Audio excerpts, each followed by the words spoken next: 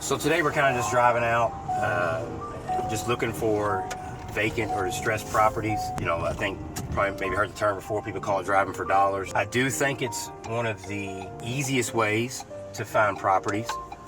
Not always, you know, trying to skip trace them and then get a hold of the owner sometimes can take a little time, be time consuming, but other than the fact that gas is high right now and gas prices, it definitely is still one of the best returns and easiest ways to look for properties. So first things we kind of look for, obviously when it comes to distressed properties, anything with the grass grown up, shades torn up, maybe junk in the yard. I also look, sometimes there'll be houses, you know, that are just vacant with no shades in the windows. There's just multiple things that will stand out about a house that you can tell if it's vacant or not. There's times I'll actually go up and knock on the door just to see if anybody answers.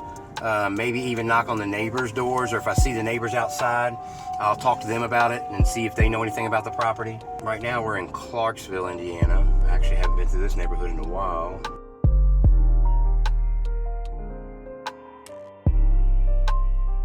So this house here, it looks like somebody might live there. I can't tell. Looks like they might actually live there. But we'll go ahead and write it down regardless and reach out. I just make sure, you know, I made the mistake of saying, hey, you know, I rode past the house and it looks vacant. And then people are like, I actually live there. And so it can be kind of offensive when you tell somebody it looks like nobody lives at their house.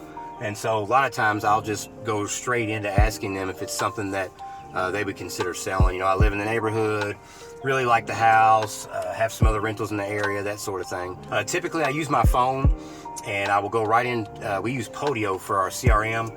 So a lot of times I'll just go right into our vacant property app and just put the street addresses in real quick. And then when I get home is when I'll actually take time and skip trace them and then reach out to them. Obviously my phone's being used to film right now, so I'm just keeping the addresses down. Romeo is actually putting them in his phone.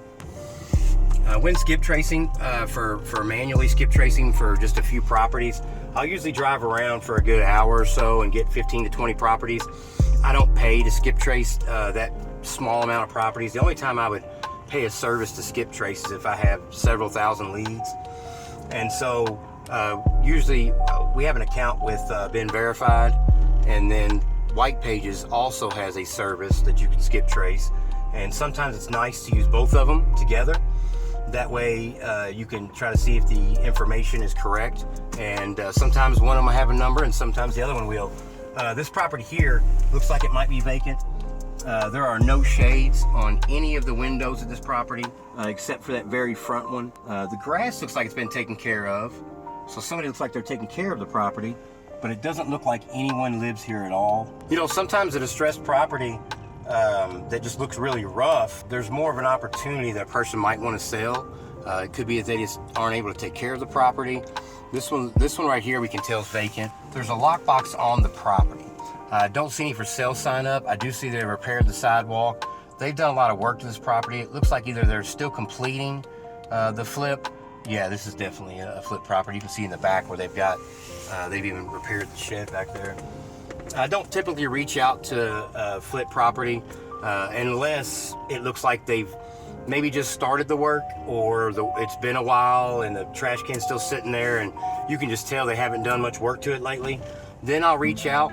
I do feel like it's a good opportunity. Sometimes people get in over their heads and, you know, wanted to flip a house, get in, run out of money, and are just in a bad position. And so it's a good time to try to catch people then also and ask. But there's no way the numbers are going to make sense on a house that's like 90% completed like that last one was. Yeah, sometimes when we're bored, we're just going to get out and ride around, you know. Like I said, obviously there's the cost of gas, but I do feel like when you reach out to owners of vacant or distressed properties, you know, there might be multiple reasons. It could be that it's a probate property and someone's passed. It could be that it's a rental that someone had just left and the tenants, you know, kind of tore the place up. And, you know, either way, it is a situation where there's going to be some type of action that's going to take place on the property, or at least needs to. They're either going to go back in, do some work to it, and then re-rent it. But a lot of times, you know, People are just tired of being landlords, especially after they've had to do that multiple times. And I know COVID really put a real heavy bind on a lot of landlords. There was so many months that they had to go without getting rent, and it just wasn't a good situation for anybody. I mean, maybe the tenants, but either way, a lot of them maybe are just tired of being a landlord. That's what we're looking for. Also, the neighborhoods like this are just really good in and out, less than 1,500 square foot flip properties. The house prices over here probably range from like 150 to maybe 225. And so it's kind of that bread and butter zone, especially right now with the interest rates going up. People can still afford, you know, $150 to $250,000 range, even first-time home buyers. They're working on that right there. That's gonna be a nice problem. A lot of times, neighbors are very forthcoming with any information they have about a property because, you know, we're there trying to get rid of that eyesore in the neighborhood, and so they're excited when you're trying to purchase a property that has been neglected. Just like anybody, if I live next door to a guy that never takes care of the grass and the house is really in bad shape, I'd be excited too if somebody was coming to purchase the house. So if they know anything about the landlord, then it saves me the hassle of having to skip trace, or at least gives me a head start on the skip tracing. Typically I'll use the local tax PVA or tax website in order to see who the owner is before I skip trace. You can also, if you use PropStream or any kind of those services, typically they'll actually show the owner too. I know Zillow doesn't, but most of the paid services will show the owner and then the mailing address of the owner. And it's pretty easy to skip trace just by having those two pieces of information. So this one here, I see some type of notice on the door. You can see where another one was taped on the front door.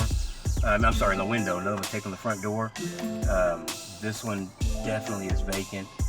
And so the grounds look like they're pretty well kept. It could be that someone's either A, bought this and was gonna flip it and hadn't started it yet. There's multiple situations. It could be that it's a renter type situation. The tenants have moved out. I'm curious to see what that actual thing is on the door. I'm gonna go look.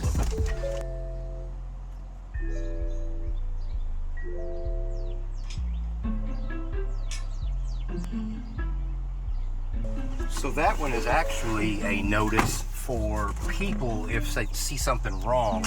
It's actually got the property management's contact information on there, and it says they come by here regularly, yada yada, but it seemed like a pretty basic type of letter, maybe just so that way if somebody comes and sees it, they're thinking it'll keep the city from putting any type of code violations or something on it, or at least reach out to them first before they do any type of things like that. Oh, this one's boarded up in the back right here. Another telltale sign. See all that mail in the front mailbox part? Sometimes typically that's a dead giveaway too, but I don't see the address on this one. Obviously it looks a little distressed, not too bad, but screen's ripped here. There's mail in the mailbox. There was a board from a window boarded up back there. This is definitely a good one to reach out to right here. Like I said, perfect little house, perfect little neighborhood. That's a nice little flip somebody's done right there. Yeah. Looks like they even put a new driveway pad in. Look, right here. Bam. So, grass is tall. Looks like somebody's been doing some work on it, but that's definitely a good one to reach out to. This is one of the ones, now we don't know what the inside's like, but there's still, you can tell the roof this still needs plenty of work. Now, this might just be a personal homeowner that had some damage done to their house, but it looks like somebody started the work and hasn't finished it yet. Let's drive around the back and look. Looks like a new garage door. Yeah, I can't really tell. They definitely haven't messed with the siding or nothing back here. Yeah, that's not too bad. No, it's not too bad. It's still worth reaching out to. It could be I see a grill and stuff there. I think somebody might be living there, but we'll still reach out to them. It's 2 on 1 street though. So we just passed this one right here. We're gonna go back to it. Still has a grill out back and things like that, but you can look and see this one's very distressed. A lot of damage to the soffit and gutter. A lot of grown-up stuff. Somebody's maybe been working on it. There's a car in the back that's got a bunch of dust on the windows, been sitting forever. Don't know what the caution tape's about. Looks like they might have removed a porch or might have had some type of leaks or something for the sewer and had to pick it up. You know, another reason I like driving around and just driving for dollars and stuff, you get to learn the streets really, really good. And that way when you're cold calling, you know exactly where you're talking about. You know the neighborhood's real good. Now this one here is really distressed for sure. There's tons of stuff growing up on that side. Plastic in the windows. We don't know what's going on, obviously, on the situation, and so, you know, it might just be that they're just older, can't get to the property, things, and can't, you know, fix it up or don't have the money to, things like that. Either way, your chances are much higher when you're calling an owner of a distressed property that they are motivated to sell. It could be a probate property. You know, even with a probate property, if you've had someone, family member, somebody's passed away, you know, now you're in charge of this property. And depending on if they have a mortgage on it, now you've got to pay the payments. And so you're going to do something with the property. There's some type of action is going to take place. It could be that they're going to sell the property. It could be that they're going to keep it as a rental. They might give it to a family member. Either way, at that point, there is a vacant property that they're going to do something with. And, you know, as an investor, our goal is to solve their pain and help them out. So if we buy as is, then they're able just to go take out any important things to them, any type of things that are worth any value, sentimental, stuff like that, and just leave the house the way it is. Here's one right here, I think, maybe. So as I was talking just a second ago, I realized that this one here looks like it. I can't tell, but either way, you know, what's it hurt to call them and just find out? Worst case scenario, they say no. You know, if you're not asking, they're saying no already. So definitely is a good opportunity there, it looks like. And that one you could actually probably make into a decent duplex right there if it has the same size upstairs as it does downstairs. These are nice little flip houses through here people have done and really take care of. So this is a really good opportunity right here on this street here too. But as we got closer to it, there's no type of shades in the windows. It's definitely distressed.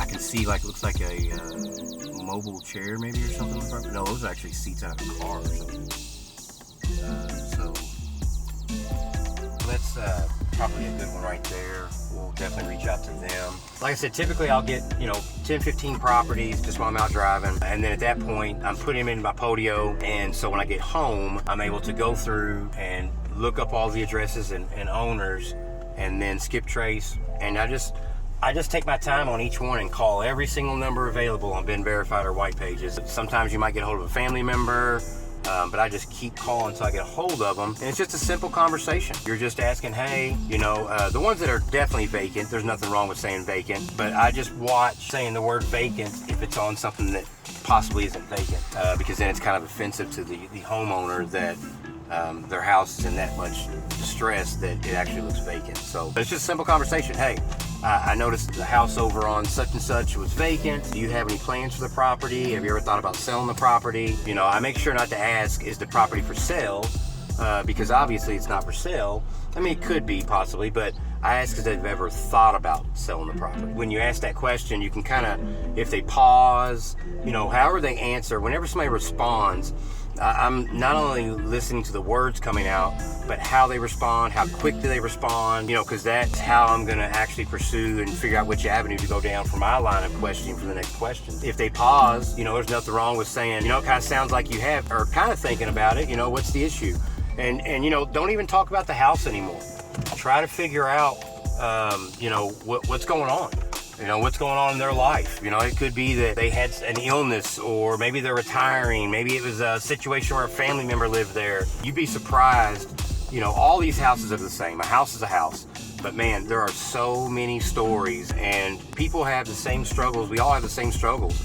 And so sometimes we're able to hear those struggles and not just be sympathetic, but actually be empathetic, because we've actually went through those same type of trials. And so it isn't about just buying houses and making money. We are trying to help people at the same time. You know, when somebody's house is in real bad shape and disarray, they might want to sell, but all they can think about is all the work they're going to have to do and money they're going to have to put into it to get it to a position to sell the property. When we buy as is, we mean just that. You don't have to do anything.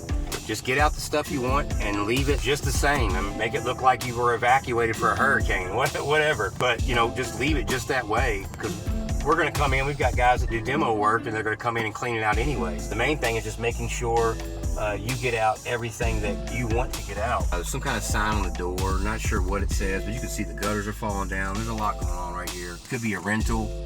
I'm not sure what the sign says.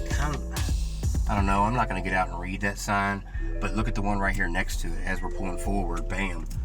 This might be another one. You know, somebody might possibly live at this one. Actually, no. So there's something going on here. Looks like it's been condemned, deemed unsafe for human occupancy.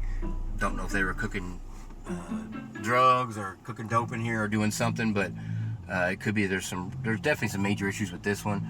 It's still good to reach out to the owner and see what's going on. You know, on a street like this here, the property value is not going to be real high, but that also means there's somebody that did a nice little flip on this one. You can tell they're working on this one. But that also means you just get, you just got to get it cheaper. You know, if the after repair value is lower on this street, well, that just means the purchase price needs to be lower, because the rehab typically is going to be the same. In an area like this, we're on a lower scale as far as rehab costs go.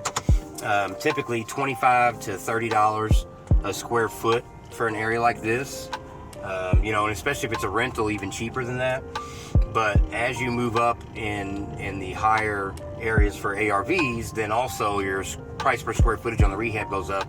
You know, it would jump up the next section to like 30 to 45 or 35 to 45. And then there's certain areas in the high-end areas that you're going to be up in the 50 to 60 range per square foot, because you want to have really high-end finishes. It's a different type of market. There's going to be different buyers. And especially now with the interest rates going up, you've really got to be able to stand out from the rest. So we are in an area that's near the river, and so one of the first things I'll do when I go and research the property, you know, I'm not going to spend a lot of time on it until I talk to an owner that said they're willing to sell, just because it doesn't make any sense to. But we can quickly evaluate and find out an ARV on the property. But I'll also go to the FEMA website or the local flood map website and see if the property's in a floodplain. Obviously, if it's in a floodplain, it's not going to be that attractive for myself or really any other investors unless it's a home run, because if you're making it a rental and you're cash flowing on that rental for your normal maintenance fees and other fees associated with a rental property, if you have to pay a higher flood insurance rate on top of it, that's coming out of your profit. The return on investment is going to be lower, and so it really has to be, you'd have to get it for a really good price sometimes to make it make sense. And also, if you're doing a flip, you know, when you have an end buyer and they can afford a certain payment after the escrow and everything else has been involved, for regular homeowners insurance, if they have to pick up a flood policy and it's anywhere from $50 to $100 a month, that's still a higher payment, and so they may not be interested in it. This one up here looks vacant. It gives them vacant vibes, but you know, it could just be they don't have a vehicle or something, but there's definitely some damage in the front. But the grass is being taken care of. But you know, like I said, sometimes they aren't vacant. Sometimes people just can't get out and do their grass, or you know, some people just don't mind living that way, and that's okay too. But it never hurts to call and ask. That's the key, is just calling and asking. It looks like somebody's been doing a flip on this one right here on the right.